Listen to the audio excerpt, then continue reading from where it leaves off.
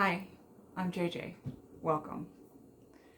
Today I wanted to talk a little bit about, I just finished the book Resurrection by Leo Tolstoy, and I wanted to talk about that, but I also wanted to talk about the themes of that book in connection with other books that it reminded me of, or that I wish it was more like, I guess.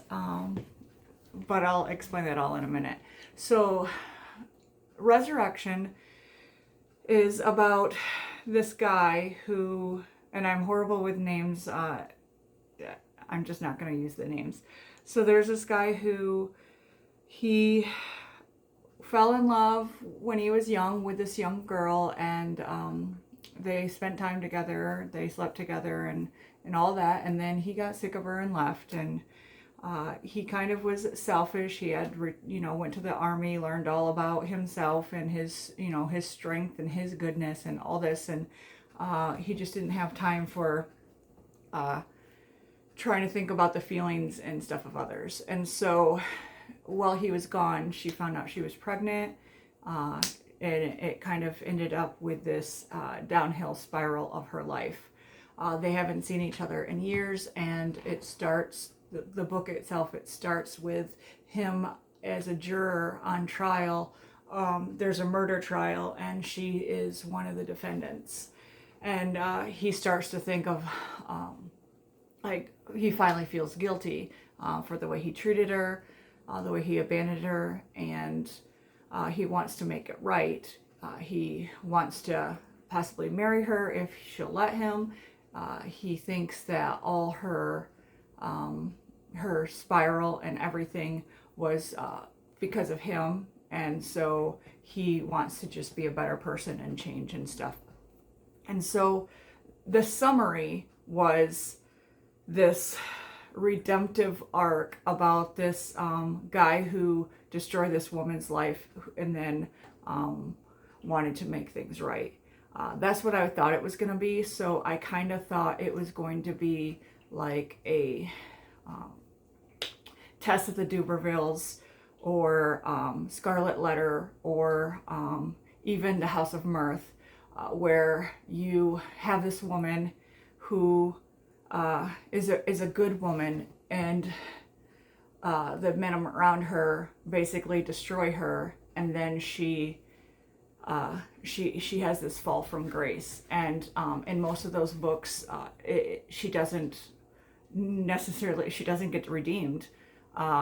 And it's those books are all similarly themed in the fact that it shows the way the Victorian age depicted women, the pressures they put on them, this perfectionism that they had for their virtue, and how when their virtue was besieged, they were then made to, they were fallen women, they were shamed women, and there was really no redeeming them, because, like in Scarlet Letter, she had to wear her sin on her, whereas the man who committed the same sin with her, nobody knew who it was, and he got away scot-free.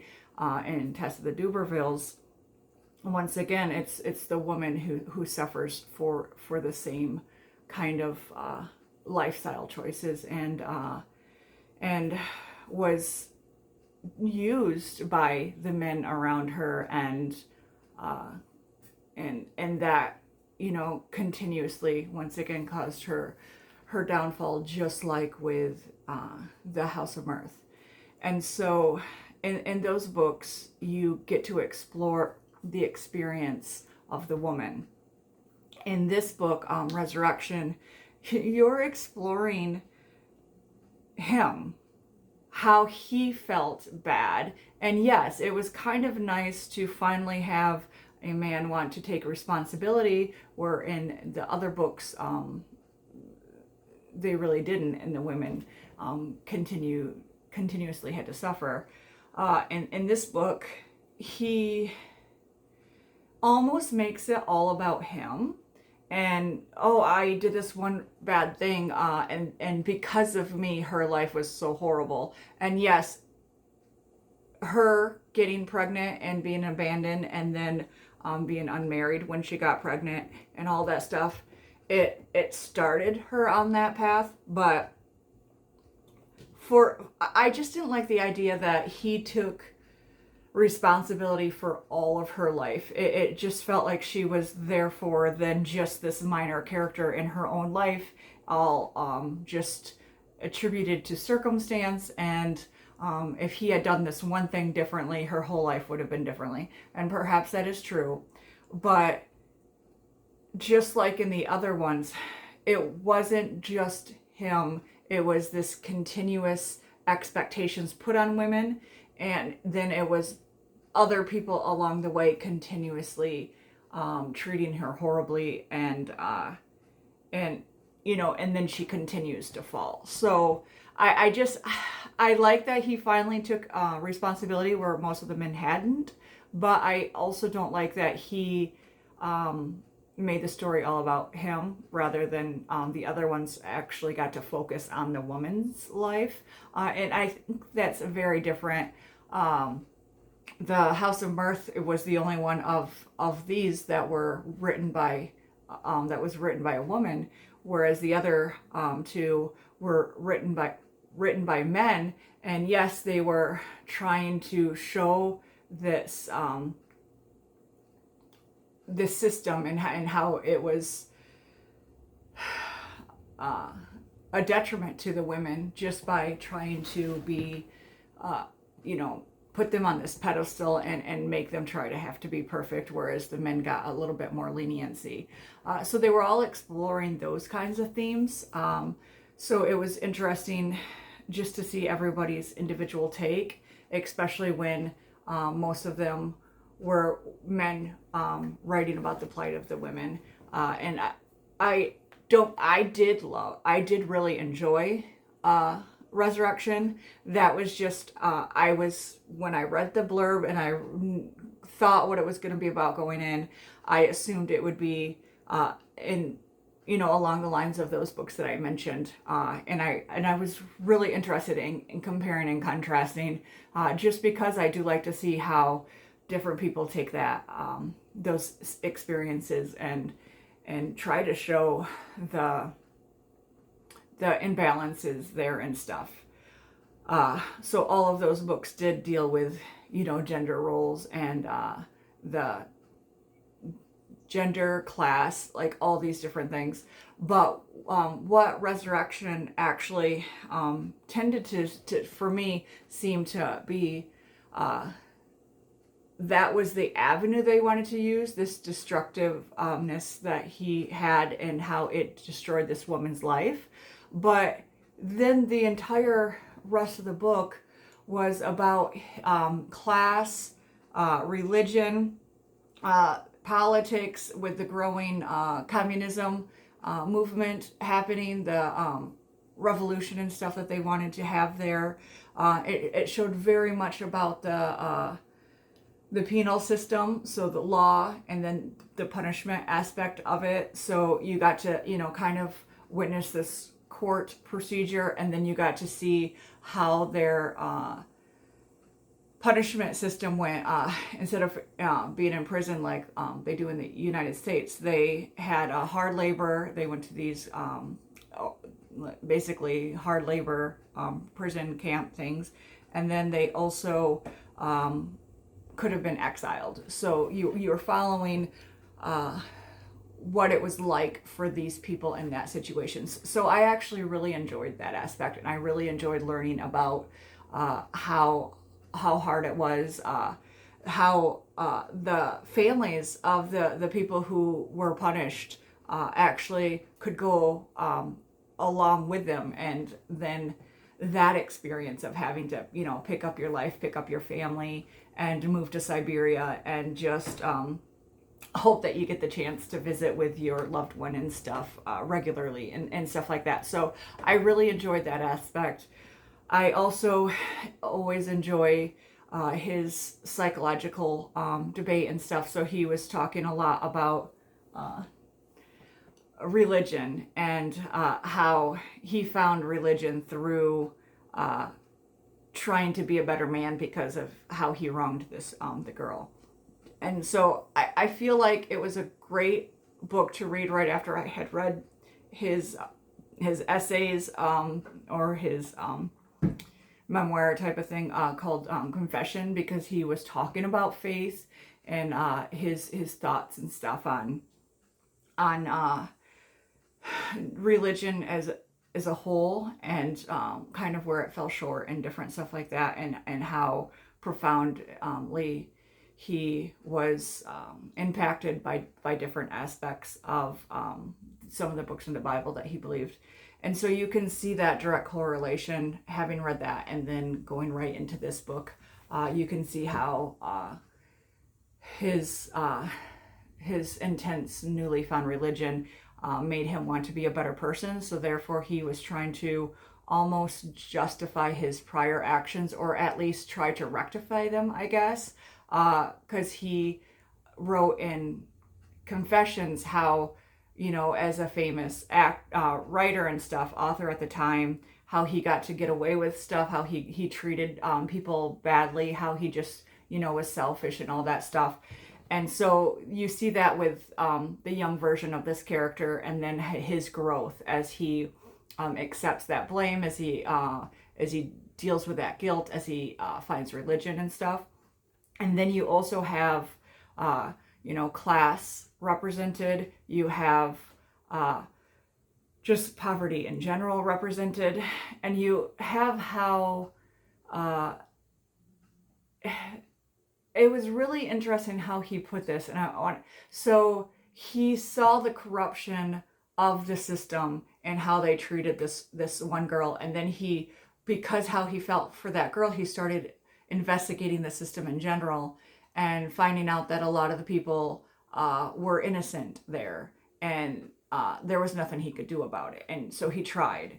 And so he was talking about how, you know, when you put religion into it, how we are all sinners, we're all evil, and how then can an evil person write a law to condemn another evil person and then set in judgment over them as you're, you know, going through trial, and then prosecuting them, and then convicting them, and then sentencing them. Like, you're just as wrong in so many areas that it just seems hypocritical to then say that they're the ones who are going to get punished for doing something similarly that to what you could get away with because you were the ones writing their laws, which is so relevant to today. But another thing that was interesting is how he came upon, you know, the communist movement and stuff at that time, where he was so guilty about how he treated her, and how it led to her, you know, being a fallen woman, being a prostitute, getting in trouble, and all this stuff. And so he wanted to help, you know, people who were poor, and he wanted to donate all his wealth and all his land back to the people. And then how he had to explain himself for doing that because, you know, people didn't want to look too closely at themselves and how they were treating people, by having him be so vocal about the injustice there, and how he was just better than them by giving away and trying to help, and they continued to uplift this system that was broken and corrupt, and they didn't like to have the magnifying glass on them too much to expose that they were corrupt as well, or that they were evil, or that they just wanted to ignore it all so that they can continue to benefit from it. So once again, very big relevancy there. And so I enjoyed it very much as a whole. I just wish that when I had gone into reading it, that I wasn't, I guess it was my own expectations, but it was when you get the summary and it talks about, it makes it sound more like like I said, in comparison to those other books where it's, you get a lot more of the female character, you get a lot more like a possible romance type of thing. You get her, like, not so much that she needed to be redeemed because she was very much a victim of circumstance. But I just would have liked a bit more of like her thought process, her motivations, her feelings and stuff, and it was not. And so I feel like the other ones, at least that particular story of a wronged and fallen woman who is seeking redemption, or is at least seeking understanding, and they make you at least identify and feel for the woman, and I feel like it was lacking here. Other than that, I did thoroughly enjoy it. I just was expecting it to be something else.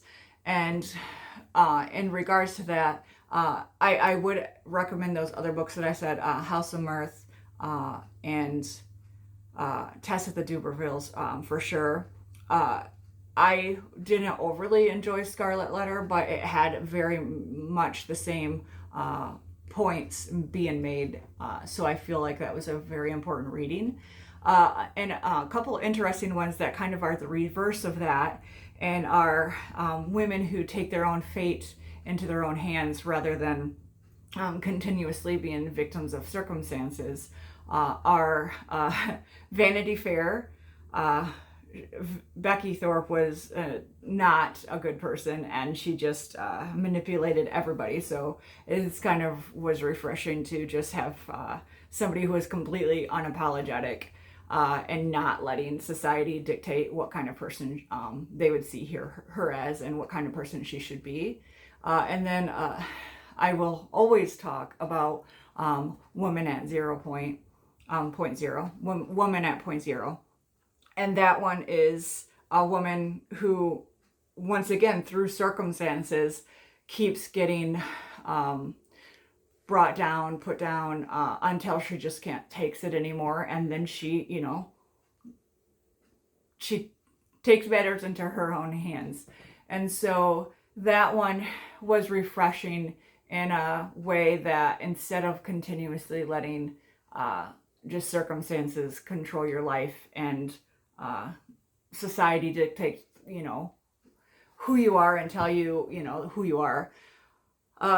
She did it, and she, not so much as Becky and Vanity Fair, but very much, I'm sick of, people telling me what I can and cannot do. I'm sick of people taking advantage of me, and I'm going to put an end to it. So I really enjoyed that aspect, just to have it flipped. And another one that's not so much victim of circumstance, but just another one where the woman, takes matters into her own hands. Like if you're going by Leo Tolstoy, you could obviously Anna Karenina, but also Madame Bovary.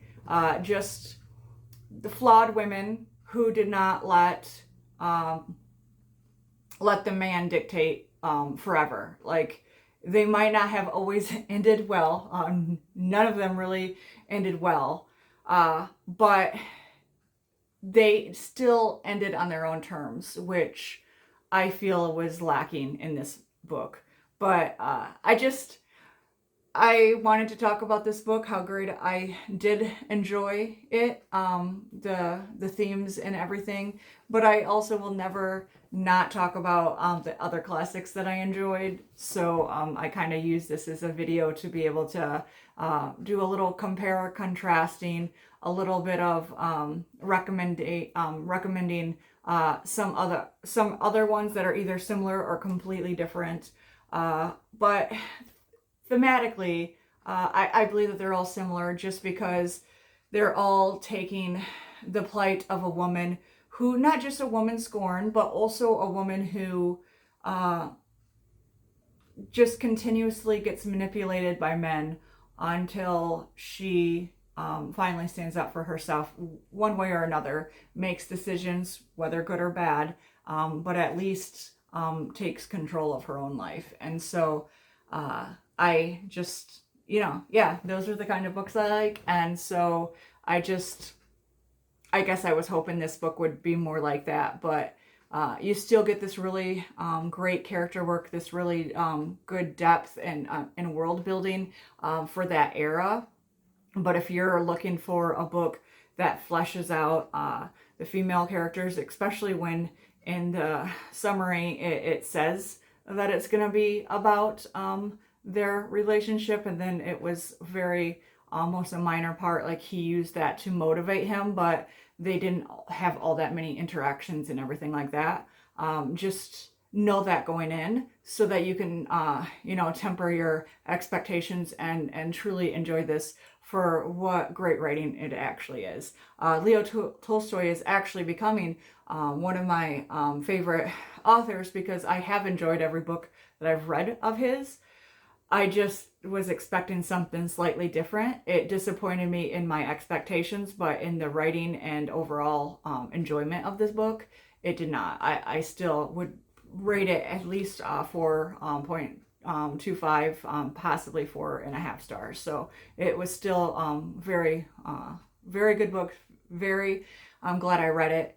I just, like I said, I wanted to talk about it just so I could get my mind straight on how I always associate books with other books that I've read or things that I've learned. And I just kind of like to put it in its place of where I'm grouping together books and just thematically know where they stand with each other. And these are the books that I would all say belong in the same kind of category. So take what you will of that, but I just wanted to talk about it. So I hope that you enjoyed this rant. I hope that I made sense. Sometimes I kind of talk a little bit more than my mind can filter. So I'm hoping it makes sense. But anyway, happy reading. I will share some more thoughts with you again soon. Thank you.